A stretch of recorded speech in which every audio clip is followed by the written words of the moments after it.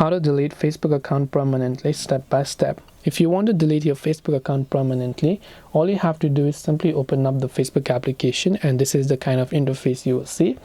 Tap on the three lines option from the top right, then simply go to the gear icon, which is the settings icon.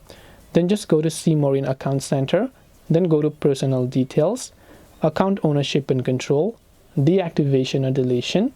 Select your Facebook account, then select delete account, not deactivate but delete account.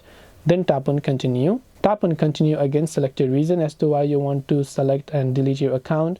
Once done, it will ask you to verify with your password, and once you've verified with your password, you can tap on continue, and then your account will be successfully deleted. Remember that if this is just a temporary decision, try to deactivate instead of deleting, because deleting is a permanent process and you won't be able to recover your account after this.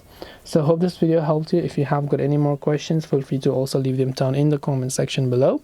As always, thank you for watching and see you in the next video.